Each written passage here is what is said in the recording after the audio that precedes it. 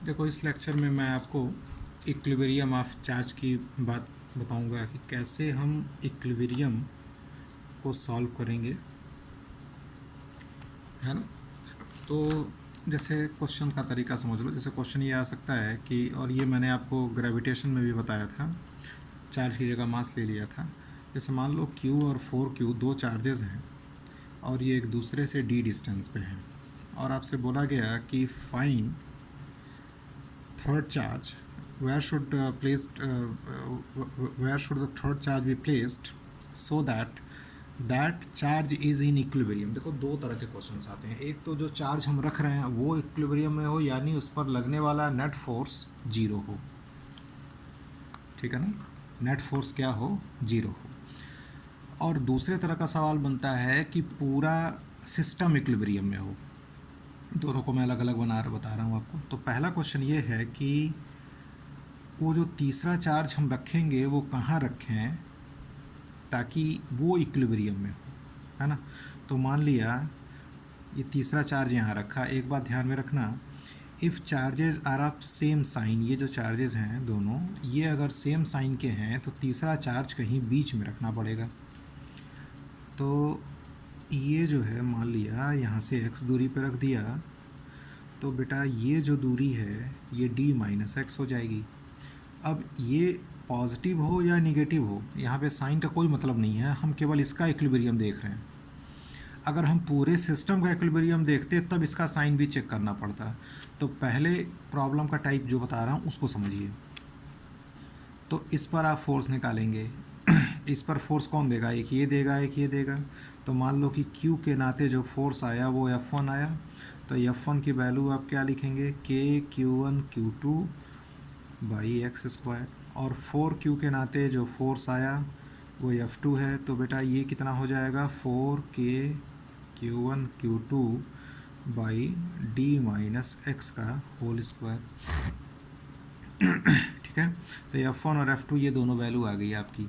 अब अगर ये इक्विलिब्रियम में है तो ये दोनों फोर्सेस इक्वल एंड अपोजिट होना चाहिए। तो इसके नाते फोर्स, मान लो अगर ये पॉजिटिव चार्ज हम रख रहे हैं तो ये फोर्स F1 इधर गया, F2 इधर आया, ये F1 आया और ये F2 आया। तो F1 और F2 दोनों को बराबर कर दो। F1 और F2 बिल्कुल ऐसे ही याद करो। मास m और 4m रख के हमने सॉल्व करवाया था ग्रेविटेशन में।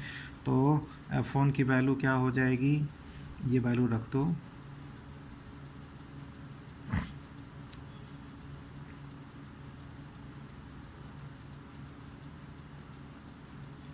और सॉल्व कर लो। तो Q कैंसिल, और दोनों तरफ तुरंत रूट ले लो। तो रूट ले लोगे तो क्या हो जाएगा? 1/x by 2/d minus x. ये इधर गया तो आ गया answer x is equal to d/3। इस तरीके से क्वेश्चन सॉल्व करना है। तो सिंपल सी बात यह है कि अगर दोनों चार्जेस जिनके बीच में चार्जेस रखना है, अगर वो सेम साइन का है तो कहीं बीच में, ठीक है ना।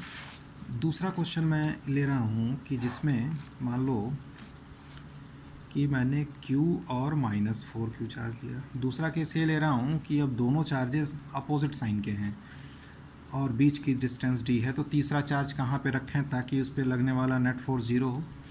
तो देखो, इसमें क्या करते हैं कि चार्ज को बाहर रखना पड़ेगा कहीं। अब चाहे इसके बाहर चाहे इसके बाहर, तो इतना याद रखना कि जिस चार्ज का मैग्नीट्यूड कम है उस साइड में रखना है, ठीक है ना। जैसे इसका मैग्नीट्यूड कम है Q का, तो आप तीसरे वाले चार्ज को आप मान लीजिए कि यहाँ पे रख रहे हैं, ठीक है ना। यहाँ से मान लिया कितनी दूरी पर, यहाँ से कितनी दूरी पर? x दूरी पे। तो इसके नाते जो यहाँ पे चार्ज आएगा, इसके नाते यहाँ से x दूरी पे, तो यहाँ से दूरी क्या हो जाएगी? d plus x. तो मान लिया कि Q के नाते फोर्स F1 है, तो F1 की वैल्यू क्या रखोगे इसके बीच में? KQ1 Q2 by x square. F2 क्या होगा इसके बीच में, है ना, 4-4Q और Q के बीच में, क्योंकि हमको केवल इसका इक्विलिब्रियम चेक करना है। तो K into 4Q into Q divided by D plus x का होल स्क्वायर। अब क्या करो, F1 और F2 दोनों बराबर कर दो, है ना। बराबर करके चेक कर लो। तो KQ1 Q2 by x square is equal to 4Q into Q by d plus x whole square. तो के Q1 Q2 कैंसिल और दोनों तरफ रूट ले लो। तो दोनों तरफ जब रूट लेंगे तो क्या आ जाएगा, 1/x, ये इधर सॉल्व कर दे रहे हैं, ये बाई 2/d प्लस एक्स, ठीक, ये इधर चला गया, d प्लस एक्स बराबर 2x, तो x is equal to d, यानी यहाँ से x is equal to d distance पे रखना होगा। तो देखो बेटा, एक तो इस पैटर्न का सवाल है। एक अगला आपको तरीका बता रहे हैं जिसमें पूरा सिस्टम इक्विलिब्रियम में चेक करना हो, ठीक है ना, तो कैसे सॉल्व करते हैं। जैसे मान लीजिए ये q है, ये 4q है, और क्वेश्चन में बोला कि फाइंड, अब यहाँ पर आपसे अमाउंट ऑफ चार्ज भी पूछ सकता है, find amount of third charge to be placed and where should be placed and what will be its nature so that total system is in equilibrium। तो total system is in equilibrium का मतलब ये हुआ कि इस charge पर भी force zero, इस चार्ज पर भी फोर्स ज़ीरो हो, और जो तीसरा चार्ज हम रखेंगे उसका भी, उस पर भी तो फोर्स ज़ीरो हुई। तो उस पर फोर्स ज़ीरो हो तो ये तो हमने निकाला कि अगर ये डिस्टेंस d है तो यहाँ से d/3 दूरी पे रखना होगा। अभी आपको मैंने ये सॉल्व कराया है, तो एक तो आपने पहले सॉल्व कर ही लिया है। अब अगर अब ये तो पता चल गया ना कि कहाँ रखना है, तो कहाँ रखना है तो d/3 पे रख लिया, लेकिन अब इसका अमाउंट देखना है, इसका नेचर देखना है, ताकि ये कि पूरा सिस्टम इक्विलिब्रियम में रहे। तो आप ये काम ये कर सकते हैं कि अब इस पर फोर्स निकालने से कोई फ़ायदा नहीं, क्योंकि यहाँ पे तो फोर्स निकाल के ही वही जीरो करके ही हमने सॉल्व किया है, x की वैल्यू d/3 आई है।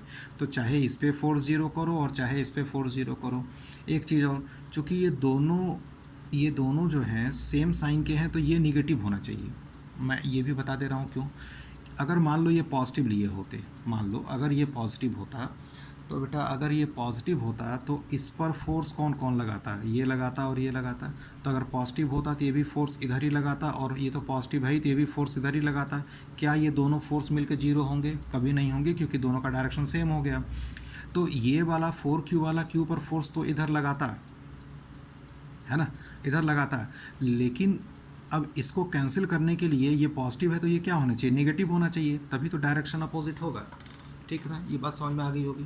तो हम क्या कर रहे हैं, q पर या 4q पर नेट फोर्स जीरो कर रहे हैं, है ना। देखो कैसे अप्रोच, अभी तो हमको नहीं पता, अब यहाँ पे चेक करने की ज़रूरत भी नहीं है कि निगेटिव है कि पॉजिटिव है, मैं आपको तरीका बता रहा हूँ, निगेटिव पता चल जाएगा। देखो अब q के नाते q पर फोर्स निकालो, कैपिटल Q पर फोर्स निकालो। तो ड्यू टू स्मॉल q, मान लो F1 है तो F1 की वैल्यू क्या होगी, k Q1 Q2 upon this distance का स्क्वायर, d²/9, तो 9 ऊपर चला गया। और F2 लिखो, तो F2 इसके नाते आएगा 4q के नाते, तो इसके और इसके बीच में फोर्स ये हो जाएगा k Q1 Q2 upon d²। चूँकि नेट फोर्स ज़ीरो होना चाहिए तो दोनों का सम जीरो कर दो। इस तरह से करने से तुम्हें q का साइन भी पता चल जाएगा। तो ये सॉल्व कर ले, 9k Q1 Q2 by d² plus 4k q² by d² बराबर ज़ीरो। अब d² हट जाएगा, है ना, और k हट जाएगा, एक q से एक q निकल जाएगा, तो ये आ गया 9q प्लस 4q बराबर ज़ीरो। तो स्मॉल की वैल्यू कितनी आ गई, -4q/9। तो ये आपको मैंने तरीका बताया, बाकी आप इस क्वेश्चंस की प्रैक्टिस करते रहेंगे, है ना, इस तरीके से आपको। तो ये मैंने बताया कि जब एक चार्ज इक्विलिब्रियम में हो, और दूसरा बताया जब एक पूरा सिस्टम इक्विलिब्रियम में हो तो कैसे हम चेक करते हैं, ठीक है ना।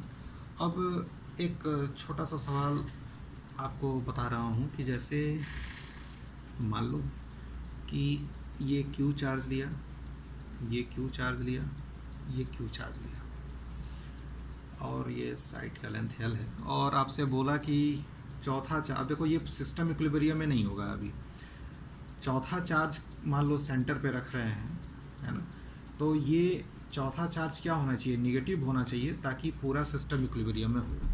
तो आप एक बार ये क्वेश्चन सॉल्व करिएगा, तो पूरा सिस्टम इक्विलिब्रियम में हो। वैसे आपको इतना तो पता ही है कि सेंटर पे तो टोटल फोर्स 0 ही होगा इस पर, तो ये तो इक्विलिब्रियम में होगा। लेकिन अब हमको ये बताना है कि इसका नेचर क्या हो ताकि ये पूरा सिस्टम इक्विलिब्रियम में हो। ठीक, ये आप सॉल्व करके देख लीजिए।